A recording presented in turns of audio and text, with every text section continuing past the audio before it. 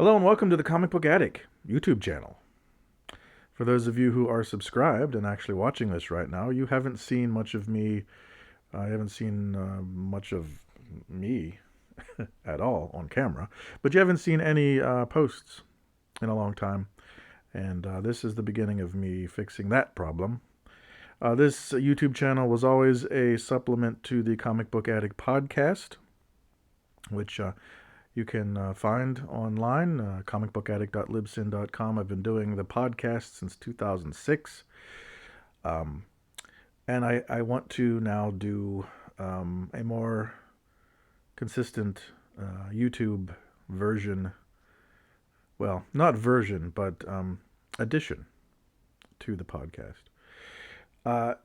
This I'm calling issue or episode 49 because this is growing out of the monthly reading list videos that I used to do from 2018 to 2021. I did one of those a month where I just showed what I read in that month, which is a primary part of what this video will be, and it will be the entirety of what today's video will be.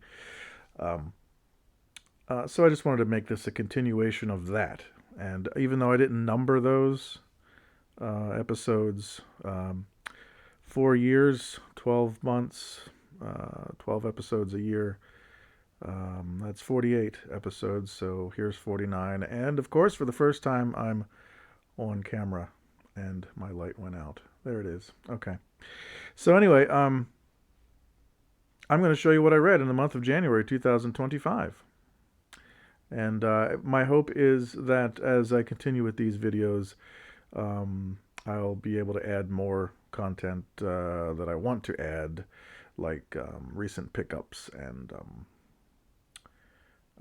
maybe some of my favorite comics or something, whatever I think of.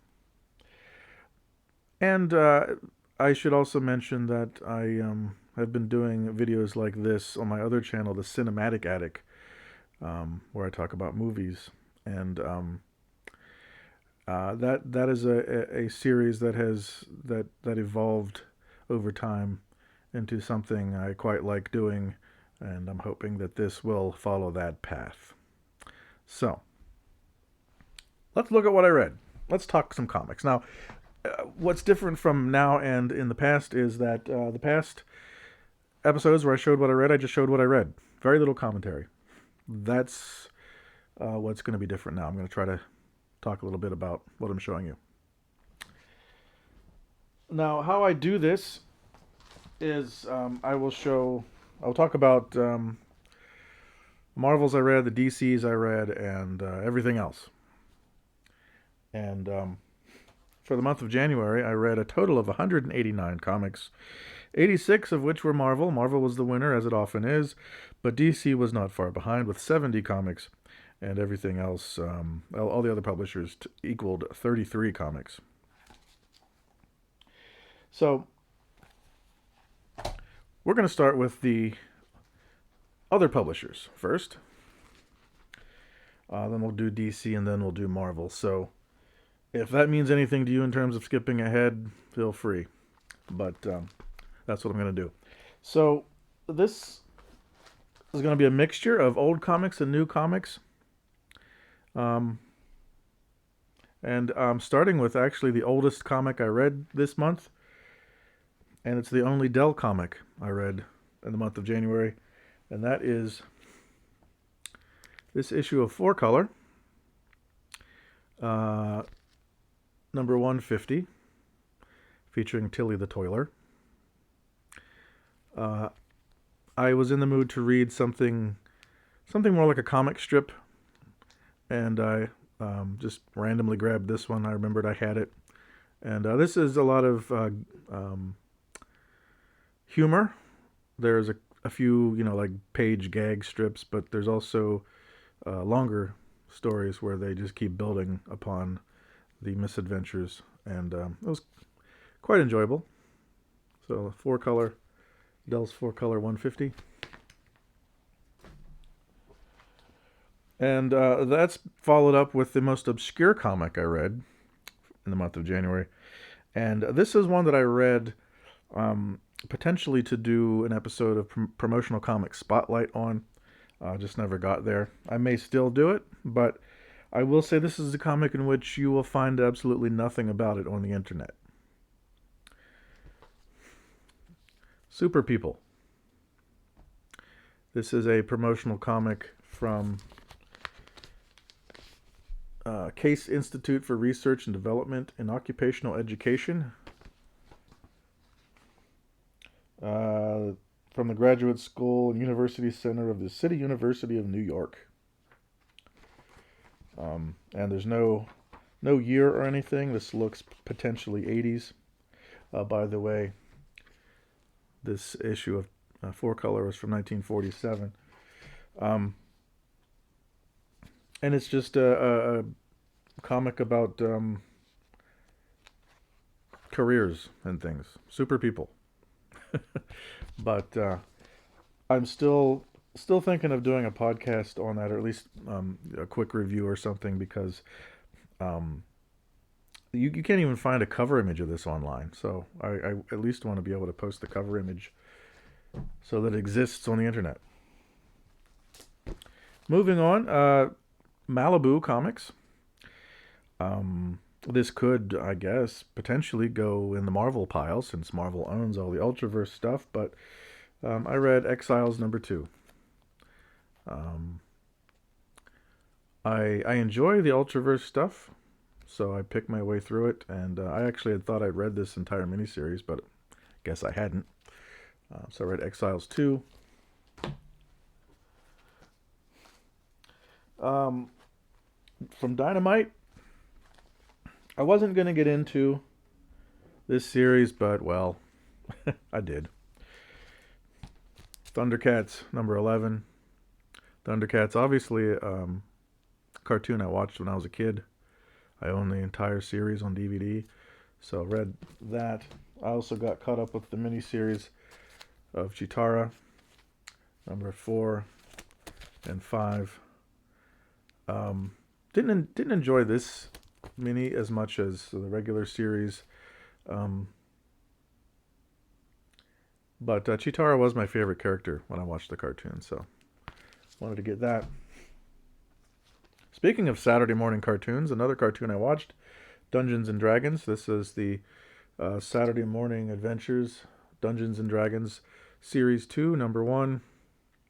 I haven't read any of this first series, but I did catch this #1 in my local shop and grabbed it to check it out. So yeah, some more Saturday morning memories. Enjoyed that. From Boom Studios. This is one I got from an Ollie's grab bag pack. I will buy those occasionally if I see at least the comics on the outside of the pack are ones that I want.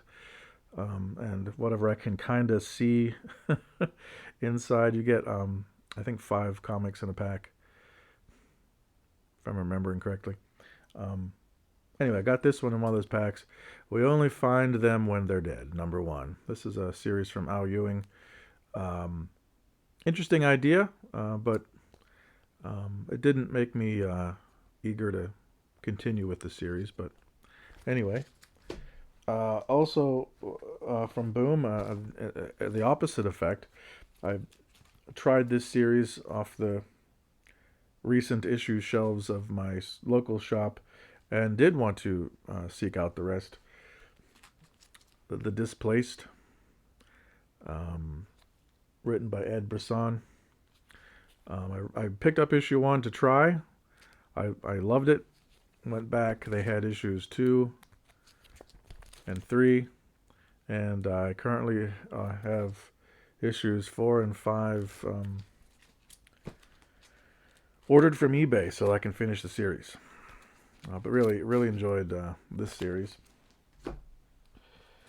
Another popular series from Boom that I just got into several months ago. I'm late to the whole thing, but I've only read like the first 3 trades. But I did pick up the Something is Killing the Children issue 0. Didn't want to miss an extraneous issue while I'm also trying to read the trades. But got that. Archie. How do you not like Archie? I was in the mood to read a random old Archie comic, and I grabbed randomly Betty and Me, issue 64. And then a more modern Archie book, Archie the Decision, #1. I picked this up because Tom King was actually writing an Archie comic, and I wanted to see how that went.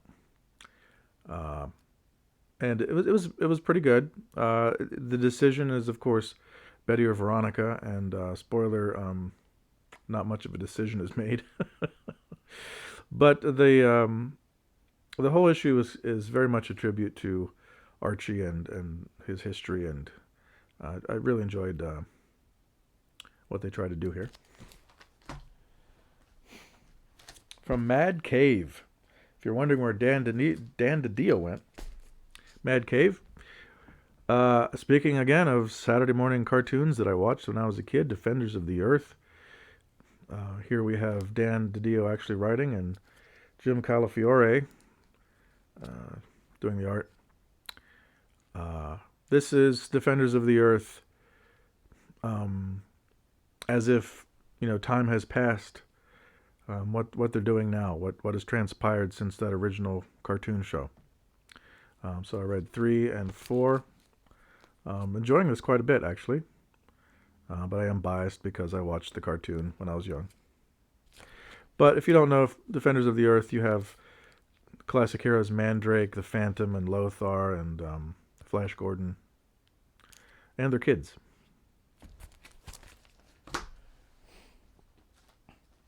I've been enjoying the EC revival of sorts that Oni Press has been doing with their what's the horror book, Epitaphs from the Abyss. I've also been reading the rest. I read Cruel Universe #2. I'm a little behind on this series, but enjoying these. With Epitaphs and this and their other comics, such as Cruel Kingdom #1, which I also read. The stories are pretty hit and miss, but overall I enjoy it, and it's modern creators trying to do the anthology type stories from the old EC books. But really enjoying those, getting all of those. Here's one that everyone is really loving right now, and that is Mark Spear's Monsters. I was lucky enough to walk into the shop and see a third printing of #1 actually available for sale.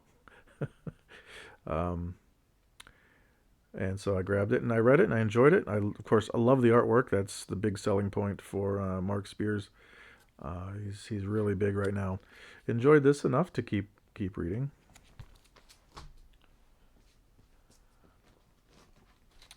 A combination of dollar box comics and other sale comics. I got the first 4 issues of this series and read them. Shadecraft, and we're into Image Comics now. Shadecraft 1, 2, 3, and 4. And I have #5 on the way, so I can finish the series because I am enjoying it. But yeah, that was a enjoyable series.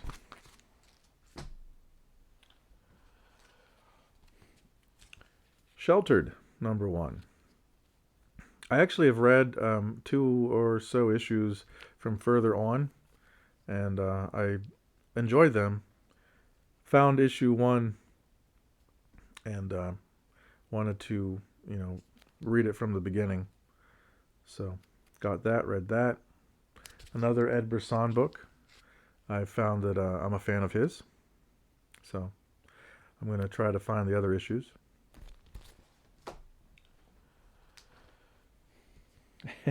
Here, speaking of things that were big, here's a series that was big. Somehow at a comic sale, um, I went to this fill a box for so much money sale where this shop just pulled out all these boxes from the back room, and you could fill a long box for so much money. And I did that, filled 2 long boxes. And this was one of the things that I found. It's actually a second printing of 8 Billion Genies, #1. So I read this, and yep, I see why people like it. I want to read more. I'm not going to find issues at my local shop. they're sold.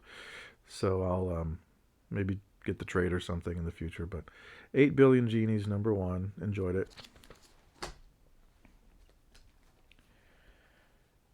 G.I. Joe, A Real American Hero, number 312. This is the series continued from the old Marvel series from the 80s. IDW took it over for a while, and now Image has it. Larry Hama writing still. I have read every issue, all 312 issues of this series, and I'm not going to stop. So I get this one. I enjoy this one. The stories these days are very drawn out. Reading them issue to issue, you don't get as much out of them as if you were to read like 10 of them at a time. They're not like the old Larry Hama Marvel G.I. Joes where you could enjoy each issue fully. Here, things are pretty decompressed. But still enjoy G.I. Joe from Larry Hama. And I'm also enjoying the Robert Kirkman Skybound universe of G.I. Joe and the Transformers. G.I. Joe #2. Fabulous. Fabulous series. I'm a fan of Joshua Williamson, so him writing this was no-brainer for me to pick up. One thing that I really thought was clever about this series, and it's not really much of a spoiler because it's not about the story, but if you remember the old G.I. Joe cartoon from the 80s, the guns they used shot like laser beams because, shooting bullets on a kid's cartoon was not the greatest idea.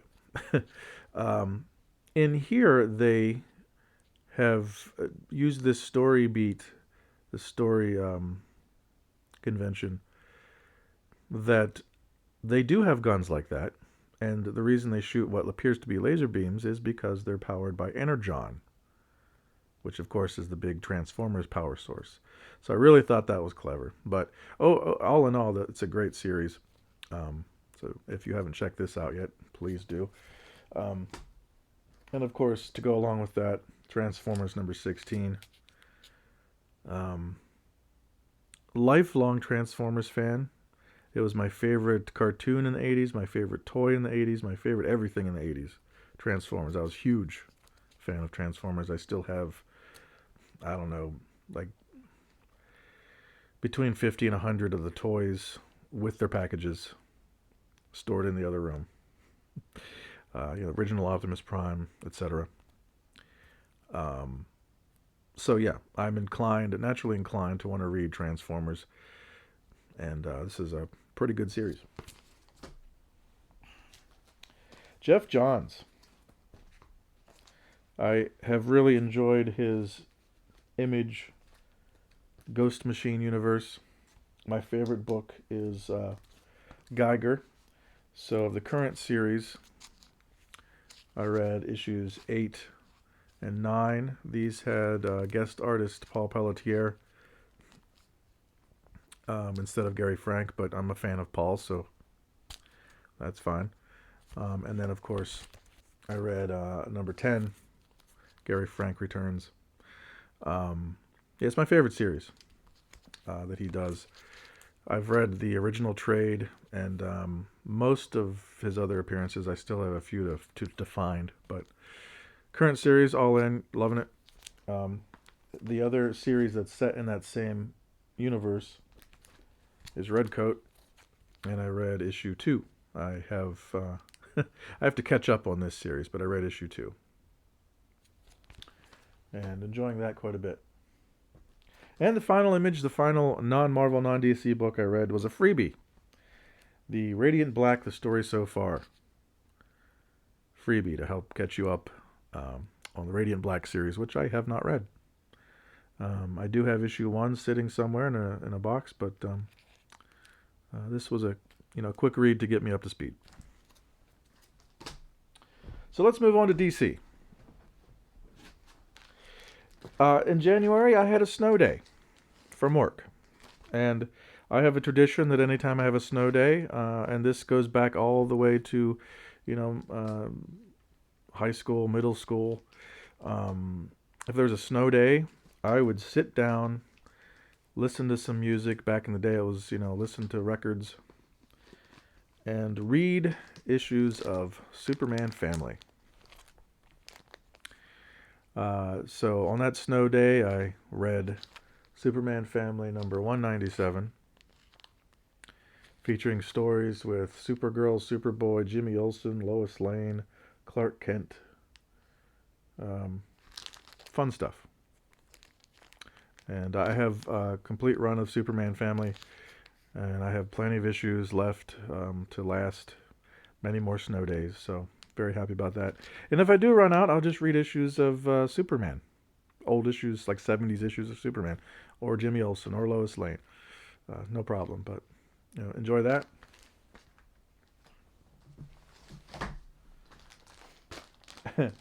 I started reading this last October, hoping to do a Halloween podcast. Never got there, but I did finish reading the book in January. The Unexpected, number 158. I love DC's old genre books, especially the war books, but this is one of their horror books. And I picked this one specifically because right there it says, I'll be safe up here in the attic, comic book attic. I thought that'd be fun, but never got around to doing this for the podcast. But nice 100-page giant issue there. At some point, I had seen an image of 80s DC toys, and it made me want to read an issue of the 80s toy series, Superpowers. This is a comic that I read a few issues of back when I was a kid, and the issues I read back then were Kirby issues, and I really enjoyed those. This is kind of, these are based on the toys, so it's kind of a non-continuity thing. There were several miniseries. This one not drawn by Kirby. The cover is, but the insides are not. But just wanted to read an issue of Superpowers. This is from the 84 miniseries, issue 2.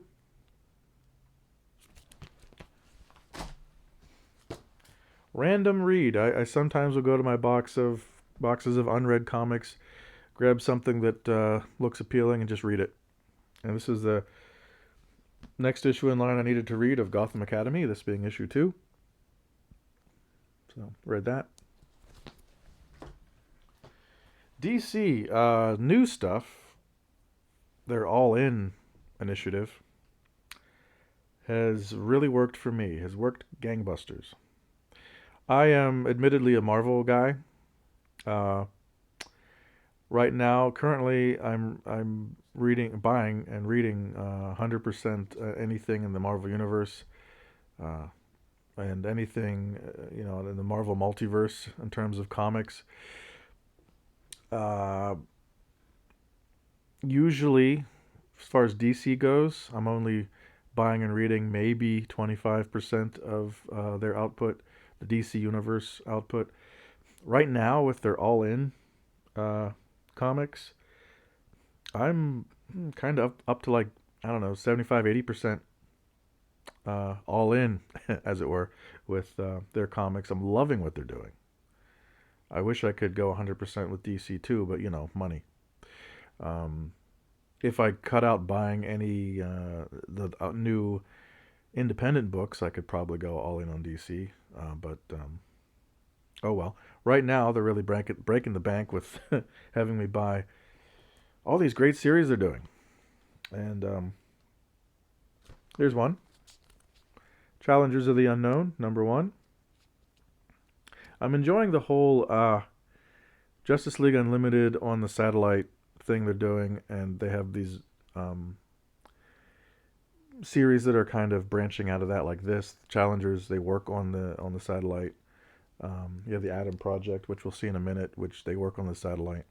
Um, just really enjoy all that. This is Christopher Cantwell series. I generally enjoy his writing, so enjoying this series. New Aquaman #1, Jeremy Adams. This was good. Uh, so I'm continuing with that series. Here's the aforementioned Justice League, the Atom Project. You have the three atoms working together. Enjoying this. Um, good stuff. I'm even reading Two-Face. This is a book I would have easily said, well, don't need to get that if I'm, trying to pick and choose. But I'm enjoying this. Two-Face series. This is an issue 2. I read issues 1 and 2 of The New Gods. I haven't been the biggest fan of, is it Ram V? What I've read of his so far haven't always clicked with me. This is no exception, but it's imaginatively done, and the artwork is pretty interesting. So I've stuck with this book so far for 2 issues. I plan to keep going. So yeah, New Gods. As far as their absolute stuff, here's Absolute Superman #3. I am reading Superman, Absolute Batman, and Absolute Wonder Woman. All 3 are phenomenal. If you've been on the fence about them, they're awesome comics. They're great comic books. Um, I I did not order any of the other Absolute stuff coming out. Um, maybe maybe I'll regret that, but for now I'm getting the big 3, the Trinity, as it were, uh, series. They're all great. Um, so if you haven't tried these, go ahead and do that. Another random read.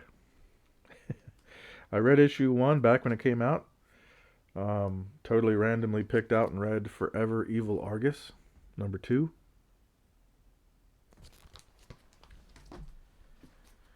As I said, I'm a big fan of Joshua Williamson, so recent times I've been going back and trying to pick up series that he's written,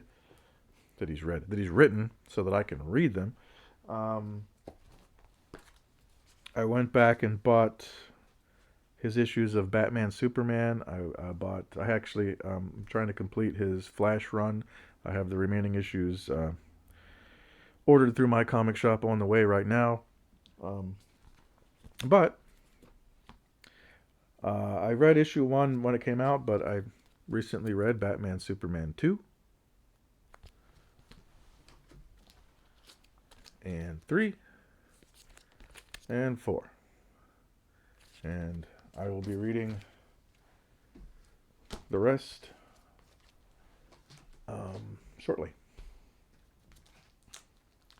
I needed to catch up on Mark Waid's Batman Superman World's Finest series. I got way behind. Um, so I read issues 25, 26, 27, 28. It's a nice cover. 29. I think the thing that kind of put the brakes on me reading the series, because I'm a Mark Waid fan. I pretty much read whatever he writes.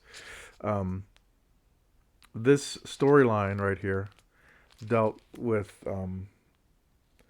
Mixiospitalik and Batmite. So this storyline for 5 issues was all kind of goofy, and I really wasn't in the mood to read that. So I kind of got behind on the book. So read through these. Actually, wasn't that bad, and ready to move on to further issues. I was in the mood for some Savage Dragon, and I found this issue in my unread boxes and said, yeah, I'll read Superman Savage Dragon Chicago one shot that's written and drawn by Eric Larson. um, yeah, that was interesting team up with Superman and Dragon versus Lex Luthor and all the Dragon villains. So enjoyed that. And this is in the DC pile because even though it's a joint venture with DC and Image, the actual book itself was published by DC because somebody has to actually publish it. So ended up in the DC pile instead of the Image pile. Speaking of Superman, I've had an ongoing reading project of reading through all of the post-crisis Superman issues, following the little triangles. I'm currently in 1998, and I read Superman the Man of Steel number 80, and then the Girl Frenzy Superman Lois Lane one-shot, which it doesn't have a triangle number, but it's set at this time. Reading through these, I sometimes hit snags where if the storyline's not that great, I'll get stuck. And I'm kind of stuck right now trying to get through this storyline where Superman is being portrayed in different eras, which is something you'd think I'd really be into, but it's been a little difficult. But overall, I love... Superman is one of those books, it was weekly through different titles through the 90s. It's one of those books that was always great through the 90s. I'm not someone who hates on the 90s. There's tons of great stuff that came out in the 90s. But Superman is one of those consistently great reads through the 90s. Anyway. Here's a series. I read the first 3 issues years ago and said, I should finish that series. It's just a mini-series. It's the Rann-Thanagar War. Here's issue 4, 5, and 6. Just finishing out that mini-series that I never finished. Another new DC All-In book. Here we have Catwoman, issue 71. Detective Comics. This is one I think I got in an Ollie's grab bag. Issue 990. Shiny cover. Read that one. And then the newer issues. Issue 1091. 1092. Tom Taylor is another writer who I love. So very happy to see him writing a Batman book. So I'm going to continue reading that.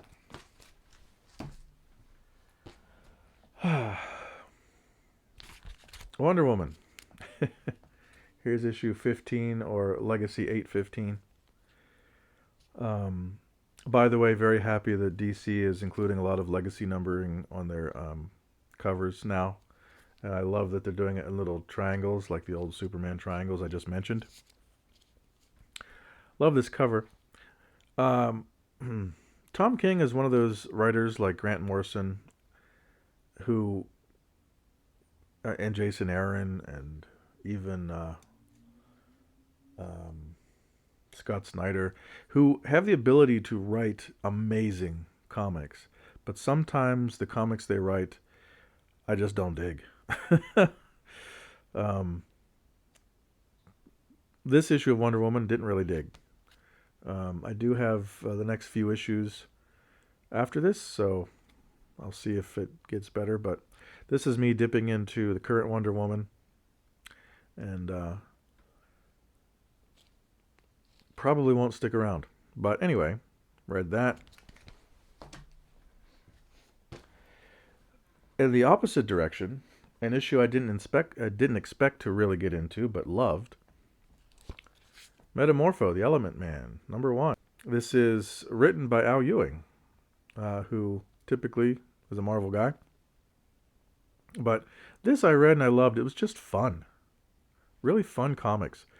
Um, Al Ewing creates this narrator personality that just makes the whole thing fun. Um, so reading this, enjoying this, it sent me down a rabbit hole of wanting to read more Metamorpho. So I read his 1993 miniseries written by Mark Waid. Here's issue 1, 2, 3, and 4. And then, and that miniseries had touched on the origin story, but then we have another variation of the origin story. As you know, the original mini was post crisis.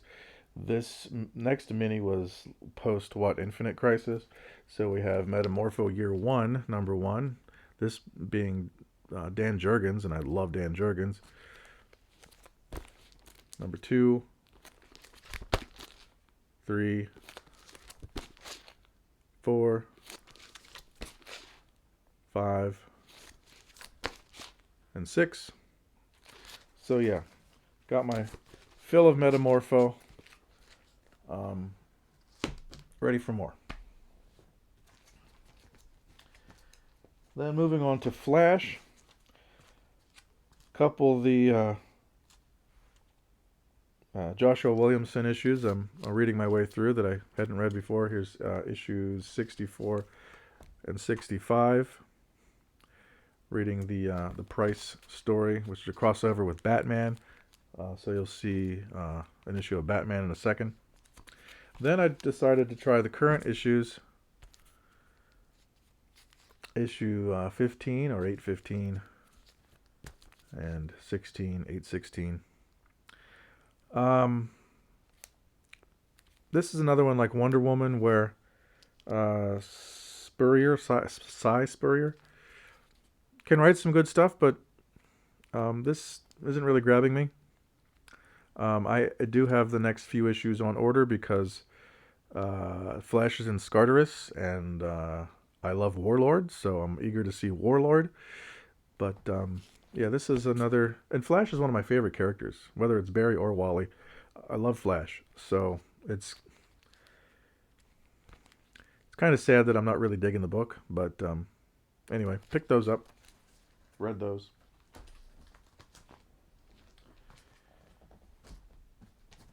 And we have the Batman issue of the Price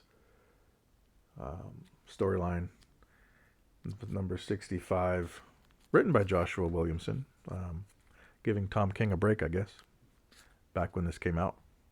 So I read that. And then from the current issues, I read 155 or 920, 156, 921. I have overall loved Chip Zdarsky's run on Batman. I've enjoyed overall anything I've read of his, including Daredevil. There's occasionally stories that he does that I don't really dig in terms of the events, but the writing is always good and exciting.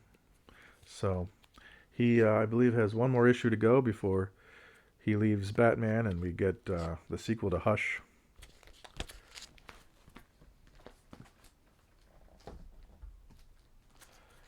Superwoman special. Speaking of Joshua Williamson, read that, enjoyed that. Lois Lane becoming the Woman of Steel. That was good stuff. And like I said, I've been enjoying the whole Justice League Unlimited thing. Here we have issue 1 and 2 that I read. Dan Mora. He, as far as I know right now, is drawing 2 different series.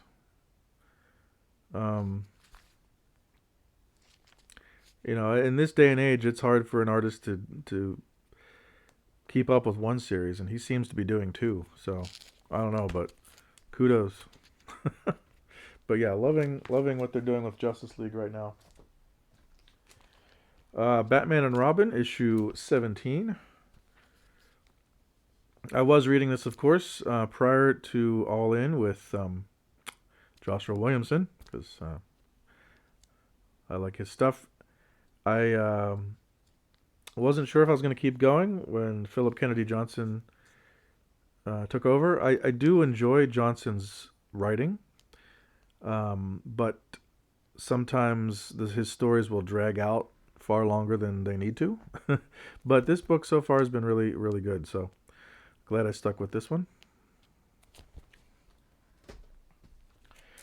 And again, another book where Josh Williamson left. Green Arrow. I wasn't sure if I was going to continue with this. Chris Condon came on to this title. Here's issue 20 or 353. And it's fabulous, fantastic. I love what he's doing with Green Arrow. I'm still going with it. Batgirl, number 3, with Cassandra Cain, I believe, as Batgirl. I am a longtime fan of her as Batgirl. I read her entire original series back when it, actually, not when it came out, but I got back issues and read the entire thing later. So happy to see her have a comic again. I don't know how long it'll last, but I'm there for it. JSA, number 3. Give me Golden Age characters, I'm there. Easy sell for me. Jeff Lemire doing this series as the writer. So enjoying that. We have Titans 17. Haven't enjoyed the book as much since Tom Taylor left, but still sticking with it. Josh Williamson again. Superman. Really enjoying his Superman run. Here's issue 21 or 864 and 22, 865. And here's Dan Mora. He's doing this series as well. So, hey. Green Lantern, Jeremy Adams, who was doing Flash, then jumped to Green Lantern. They're doing a pretty good job. Still going. We're still reading this one with issue 18. This is one series where the legacy numbering is bonkers. This is Legacy 585. I've seen people debating online how they possibly arrived at 585 because really their number could be much higher. What did they pick and choose to arrive at 585?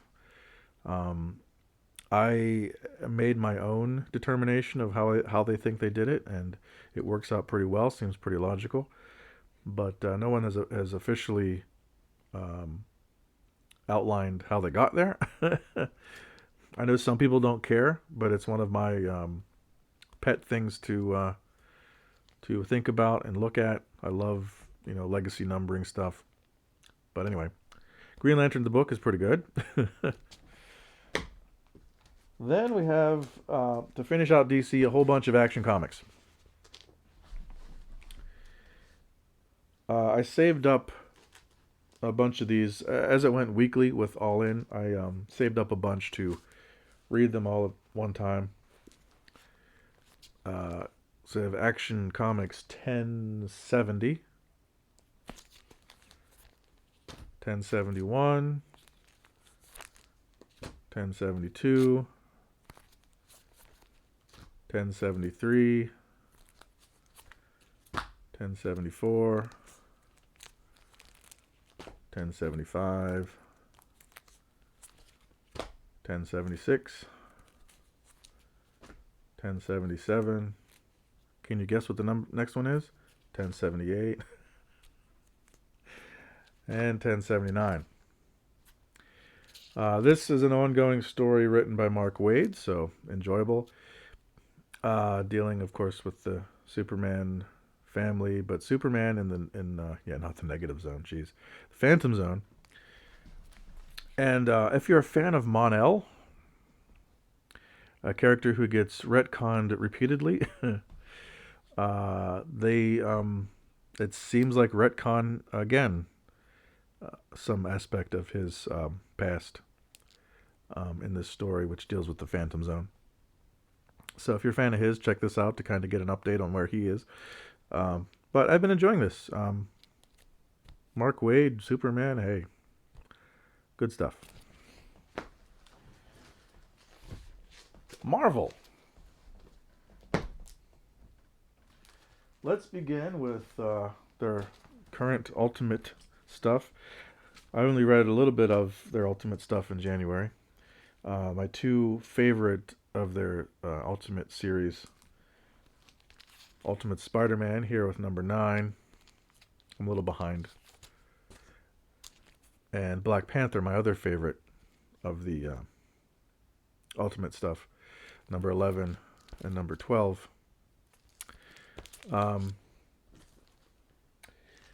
Jonathan Hickman is one of those writers who, again, can write amazing comics like Grant Morrison and the others I mentioned, but occasionally will write things that just I do not like. For example, his X-Men, the Krakoa era X-Men, that stuff I did not like. Some of his other stuff I did not like. He started to become one of those writers that when I saw his name, I'm like, oh man. This, however, Ultimate Spider-Man, fantastic. And I know you've probably heard that from other places, but I'm telling you also, fantastic. This book I enjoy because of the writer, Brian Hill, who's also doing the Blade comic.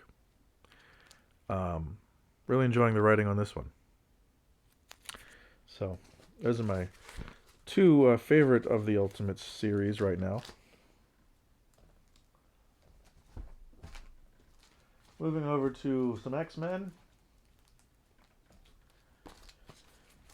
From the Adjectiveless series, although not with this first one, because this is from the new X-Men era.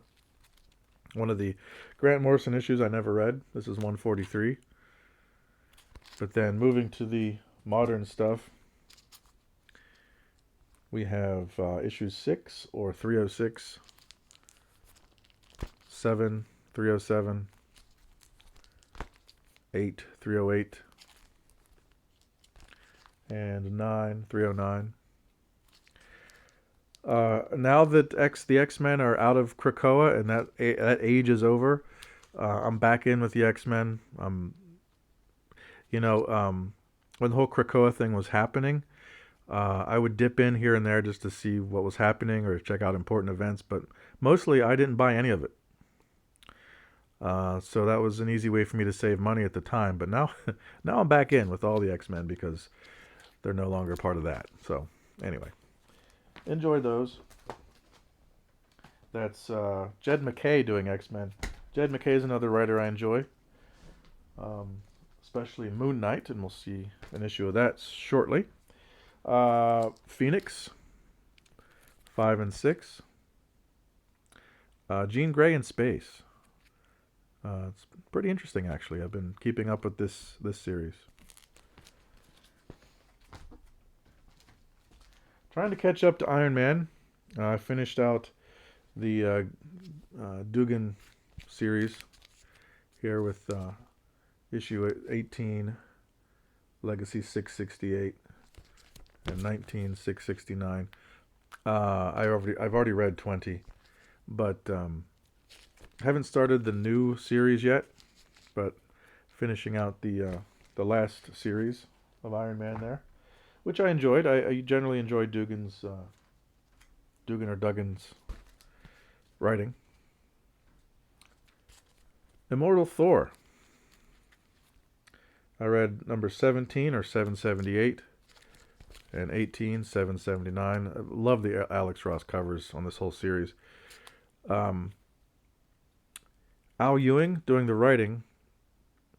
Al Ewing, yet again, another writer who can write some great things, but sometimes just gets a little too much into his own head, like those other writers I mentioned.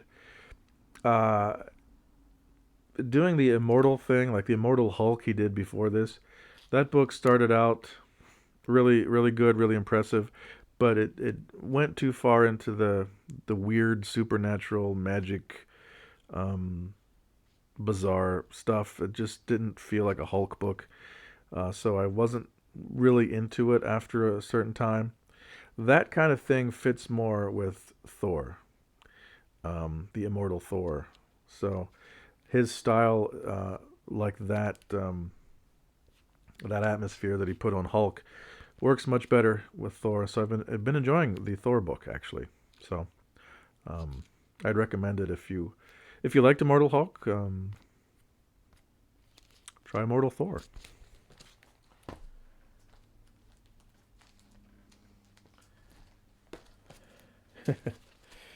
Okay, I had to catch up on Amazing Spider-Man. I got behind because I just wasn't that thrilled to get into the current storyline, the Eight Deaths of Spider-Man. It just looked a little wonky, and in truth, a lot of the writing does get a little silly. But having read it, it's not that bad.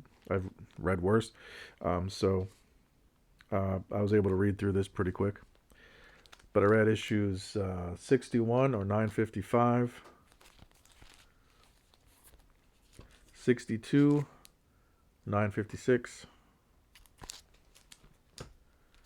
63, 957, 64, 958,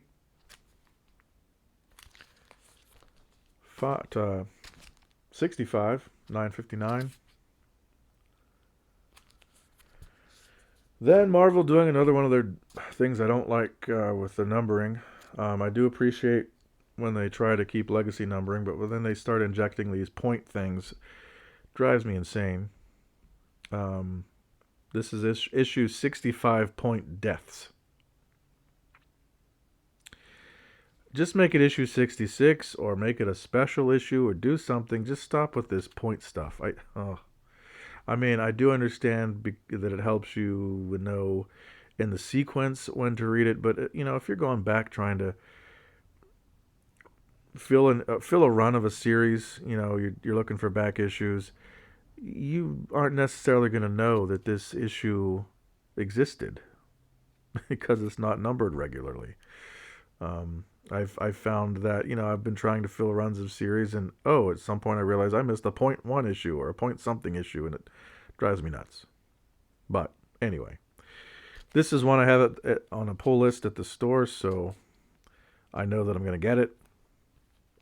Uh, that's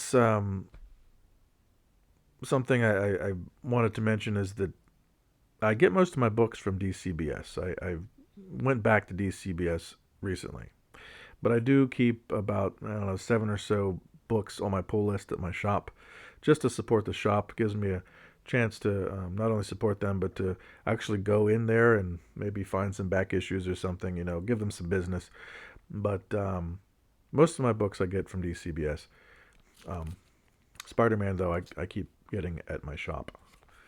And to finish Spider Man, 66 or 960.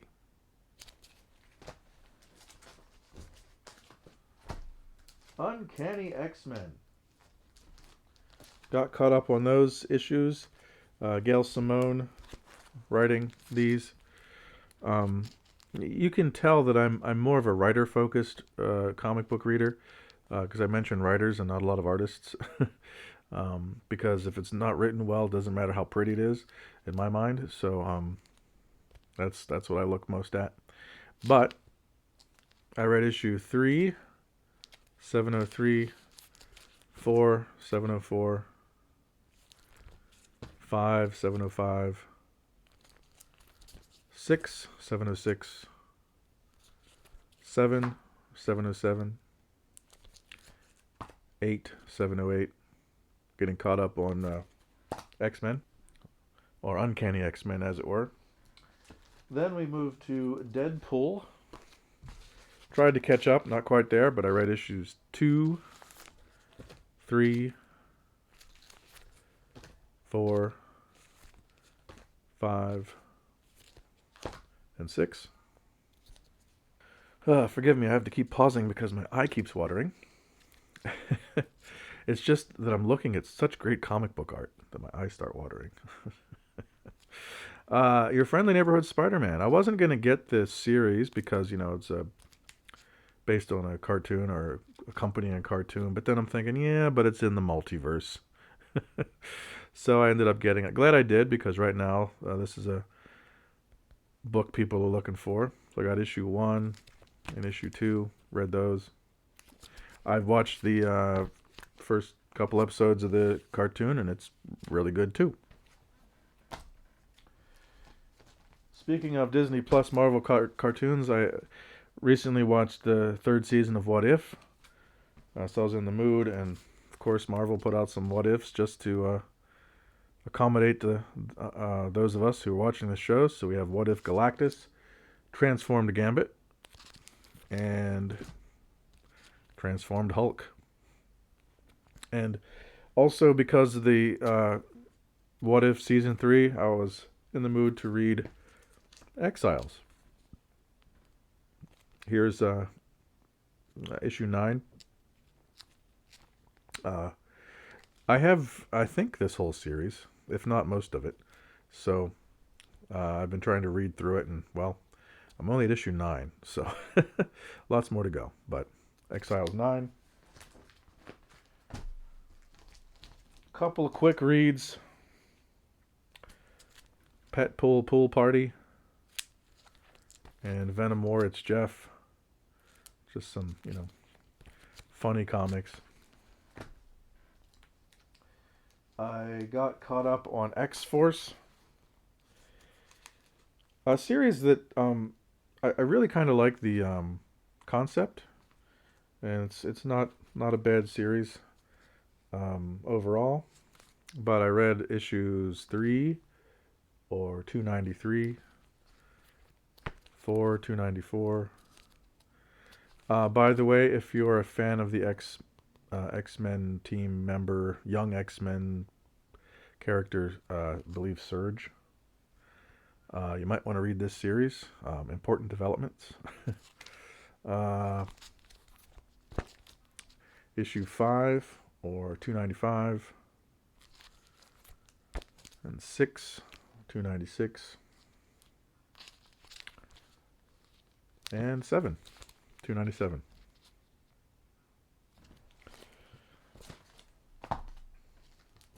Try to get caught up with NYX, but I only got issue 2 read. So there's that. Avengers Assemble. Issue 3 and 4. I'm enjoying this. It's nice to see some of these team members in this book, the people they chose to be on this special Avengers team. Written by Steve Orlando, who in the past I wasn't that big on, but now I rather like his writing. Really like what he has been doing with Scarlet Witch. Incredible Hulk 21 or Legacy 802. Philip Kennedy Johnson. Overall doing a good job, but again, this story has been stretched out far too long. It needs to move on to a new thing. Occasionally, Danny Earls is the artist who will do certain issues. Not the biggest fan. I like the art of, was it Nick Klein who did the cover here? I enjoy his issues a lot more. But anyway, read that. Avengers 22, Legacy 788. Jed MacKay writing this book as well. Like I said, I enjoy his writing. I think he does a lot better on single character books than team books. But, that is whatever it is, because I'm just happy that there's a different writer on Avengers other than Jason Aaron. Because while Jason Aaron can write some amazing comic books, case in point right now, Absolute Superman, I did not enjoy his Avengers run. So whatever. But here we go. I read Venom War 5, finishing out that miniseries, and then directly went to read the all new Venom #1, Venom Legacy 240.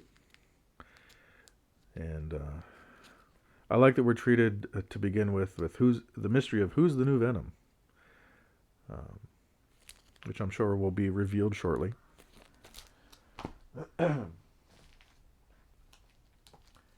Got caught up on Spider-Gwen, the Ghost Spider.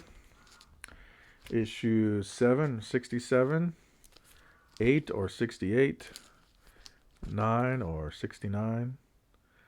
I really enjoy this character. It's just one of those characters who appeals to me, and I'll buy the book no matter who writes it. But yep, that. Then, having been enjoying the comics written by Ed Brisson lately, I found these 2 back issues at my comic shop and read Iron Fist 74 and 75 from his run on the book.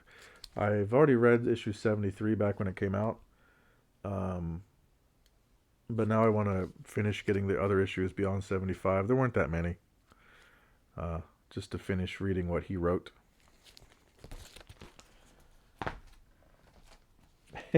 Here we have one of the Halloween Trick or Read freebies.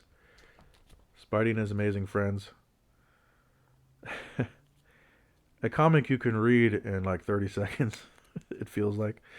Really aimed at really young kids. The characters, when they speak, don't even use contractions. Or should I say, they do not even use contractions. But hey, your kids might dig it.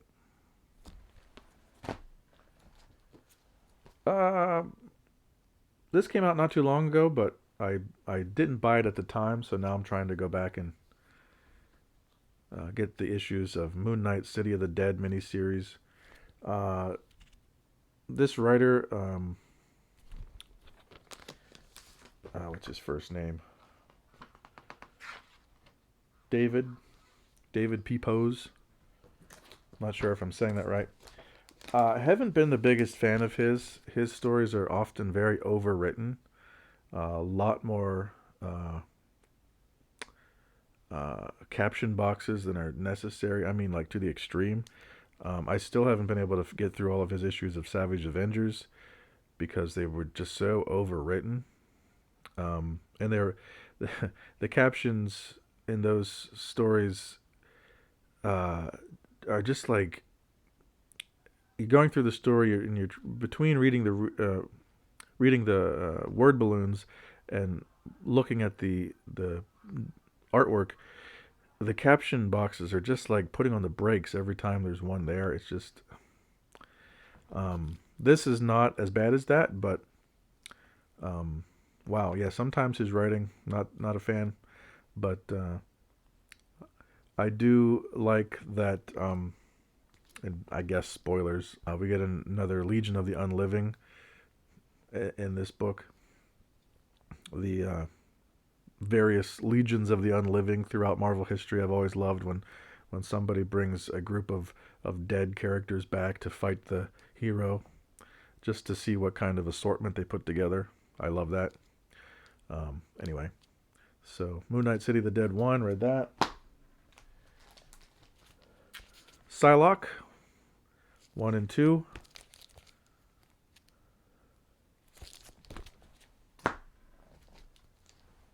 Cable, Love and Chrome, another P-Pose book.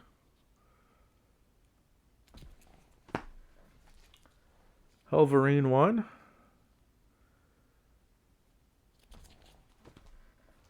Okay, we got some Marvel Red Band stuff. I've been buying and reading all of the Marvel Red Band books, and they're all good. That's not the issue. The comics themselves are good. The thing that kind of irritates me is the whole gimmick of the Red Band, the whole gimmick of the bag.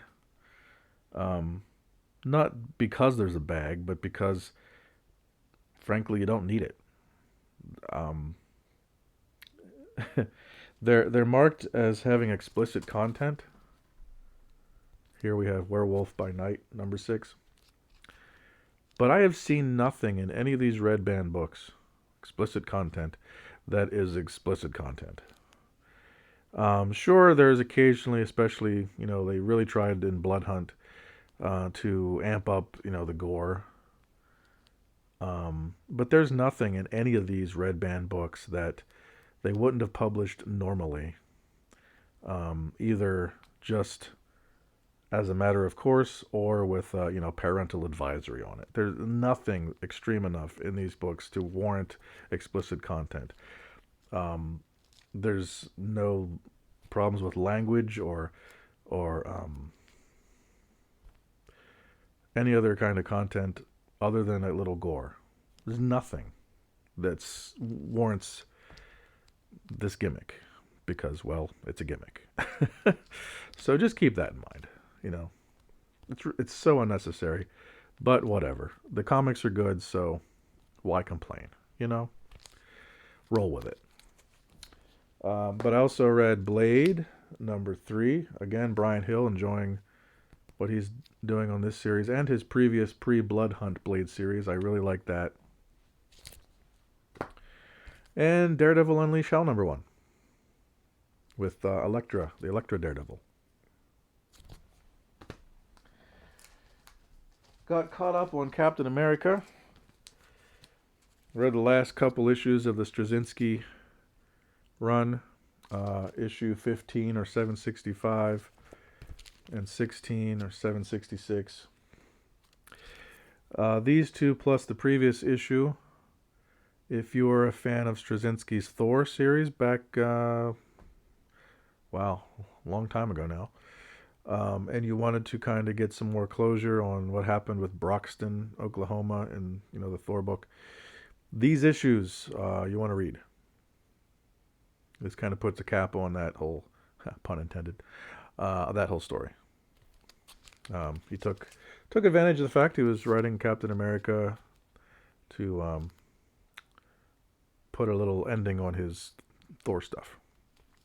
And then I read the first issue, Legacy 767 of the new Cap book with Sam Wilson as Captain America. Obviously, that cover there just in time for the new movie. Read the first issue of the recent Wolverine book, Legacy 393.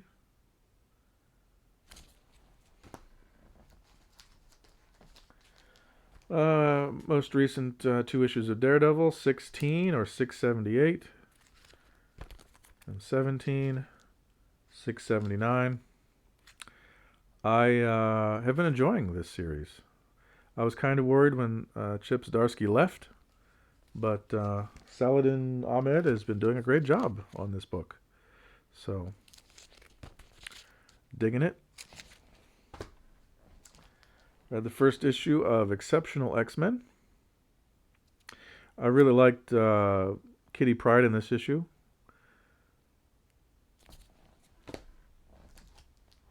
Time Slide 1 with Cable and Bishop. I read Chasm Curse of Cain number 4. I've been enjoying the whole, I've always enjoyed all of the other Spider clone characters. I know some people don't like that stuff. I'm someone who is a fan of the Spider clone, the Clone Saga stuff. I know back in the day when it happened, part of the thing that disturbed people, including myself, was the fact that they were trying to go with the whole the Spider-Man you've been enjoying as a clone. Ben Reilly is actually the real Spider-Man. That got us worked up, but that isn't what actually stuck. So in retrospect, I enjoy all the Spider clone characters and what they've been doing since then. Ben Reilly's been put through the ringer. Here he is Chasm, and issue 4, the last issue of this mini. Enjoyed that. some of the Marvel, I'd say, I don't know, Marvel retro stuff, going back to original creators, having them work on characters on stories set back in the day. Venom Separation Anxiety #4, David Nicolini, and actually with art by Gerardo Sandoval, who I enjoy. So that's a plus. So there's 4 and 5, finished out that many. And then another Marvel retro book. We have Chris Claremont writing Wolverine here with Wolverine Madripoor Nights #3. You have Cap and Black Widow and Wolverine teaming up. And you have a lot of the Madripoor characters that appeared back in the day when Chris Claremont was writing, like Wolverine and Marvel Comics Presents. Was it Sapphire Styx and Tiger and those characters?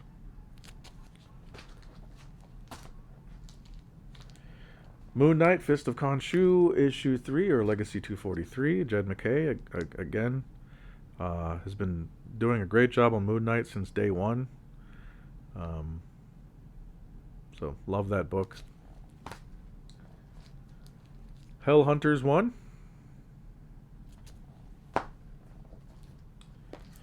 TVA, good old Time Variance Authority, issue 1.